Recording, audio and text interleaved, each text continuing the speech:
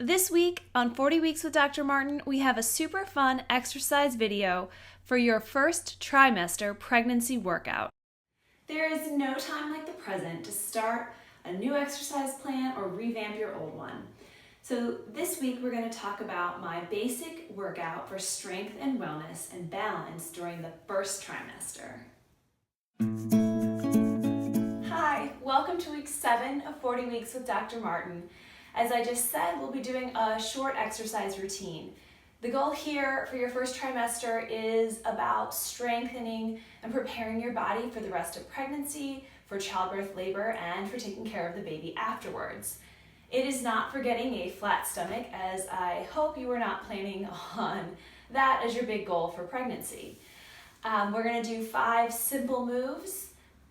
A little disclaimer, I'm doctor, but I'm not your doctor, so always check with your doctor to find out if a certain exercise plan is safe for you specifically. So we're going to start with one of my favorite exercises called hollow body. And the goal here is you start with 10 seconds of holding it. You'll increase it up to a minute. Start with doing 5 sets of 10, 5 sets of 15 seconds, 5 sets of etc., until you get to 5 sets of 60 seconds. So for hollow body, you're actually going to just lay down, knees are bent, and the goal here is to hold your scapula up off the floor like this, and then you're going to lift your feet, point them. You're going to keep your hands by your side. Think about tucking your chin. Think about your shoulders not curling up, but staying nice and low. And then think about the lower part of your back pressing as hard as you can into the floor. Also, tighten your butt. And you're just going to hold that, and then you can release. In between each of your sets, what I want you to do is an exercise called cat-cow. So, cat-cow, you're just going to get on your hands and knees, and you've probably done this in yoga class. You're going to do cat, cow, or cow and cat, whichever one's which. And you just do that 5 times. So that's your first of our 5 exercises.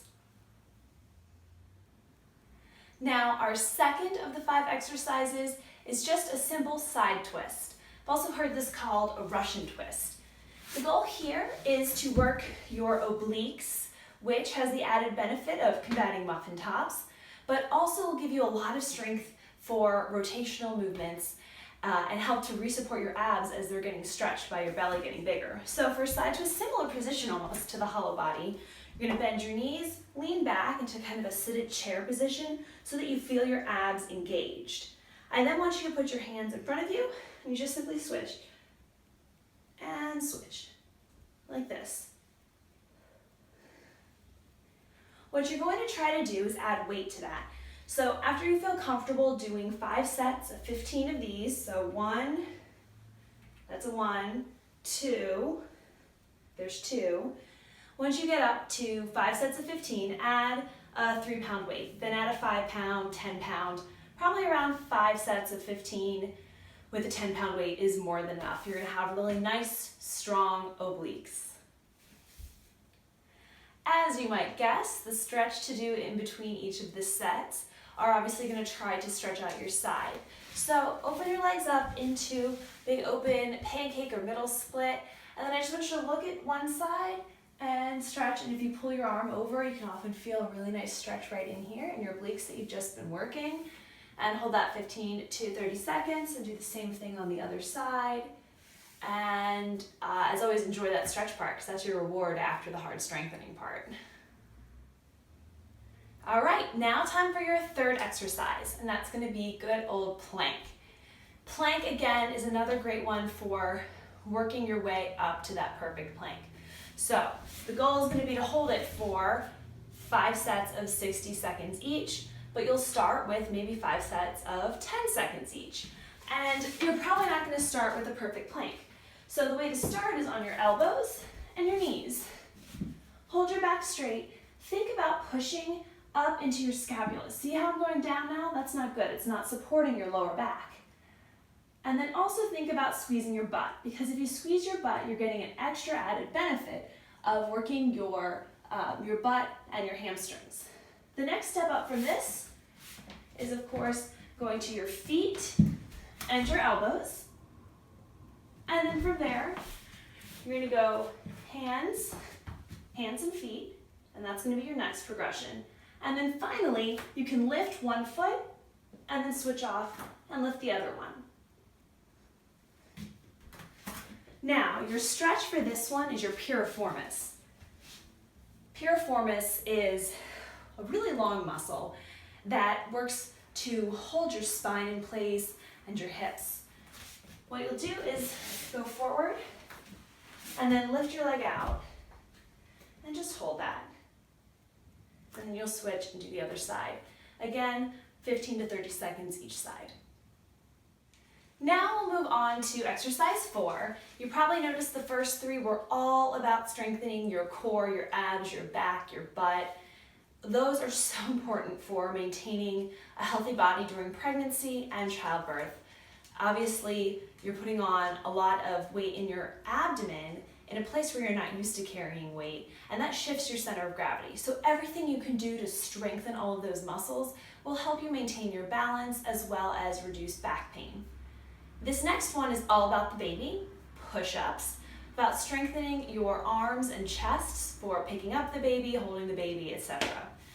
I do not believe in knee push-ups. I don't think you will ever get to a real push-up if you do knee push-ups all day. What I instead believe in is doing a progression from higher levels. So you might start doing your push-up on your kitchen counter or up against your washing machine, because those are pretty high. And then you're standing on your toes and you do a push-up like you normally would. Eventually you'll work your way down, maybe on a chest next, as you get lower and lower until you're ready to get to the ground. Once you're on the ground, what you can do to scale to a full push-up where you're gonna have your feet closed is just stretch your feet out, and that decreases the lever angle so that you can do your push-ups from there. What you're gonna wanna do is a full, really good push-up all the way to a 90-degree angle. To be completely honest, I can't really do it in this space because I need to stretch my legs out still quite a lot to get that smaller lever so I can get to my full push-up. But it's always a learning process, and even if you are doing them on the kitchen counter, that is creating a ton of progress for your body. Again, here the goal will be to do 5 sets of 15. Your stretch for in between your push-ups is awesome. You're gonna love it. It's called elevated cat, and what you're gonna do is you're gonna hold on to, let's say if you're on your kitchen counter or up against your washing machine, put your arms on your washing machine. I'm gonna pretend right here I'm doing it. So here I put my arms on my washing machine, and then in table, let your back sink down and curve down.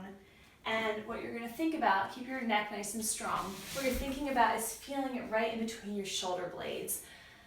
And especially if you are working at a computer or a desk, this one feels absolutely phenomenal just to get some backward stretch when you've been hunched over all day.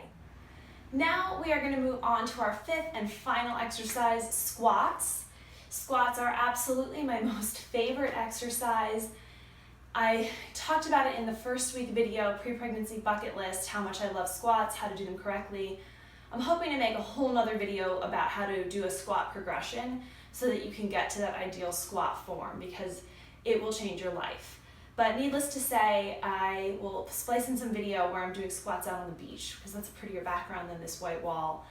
And we want to do 5 sets of 10 to 15 squats. So for the whole exercise thing, just think about, for things that have repetitions, 5 by 15. For things that you're holding, 5 by 60, that's your goal. You'll get there slowly, and part of the joy of it is every time you can bump up a little and you feel like you're really progressing. So it's almost better if you can't start with everything from the beginning, because then you get to really enjoy achieving those goals, getting better over time. The stretch to go with your squats is going to just be a simple, put your legs out in front of you, grab your toes, and then you can just feel your legs, hamstrings, calves, open up. If you want to get a little bit of a neck stretch, you can also bend your neck. And at least for me, I must have a tight neck because I just feel it just there. I feel intense stretching and it feels wonderful. Here is my beach squat video. As you can see, I still have lots of work to do to get my back straighter on the way up and hunch my shoulders less, but the big point is that you want to bring your butt all the way down to the ground and not just halfway there. Here is a table showing you a quick overview of all of the strength and stretching exercises for your first trimester pregnancy workout. You can find complete notes on my website, thepregnancydoc.com. Please note, nothing contained in this video is medical advice.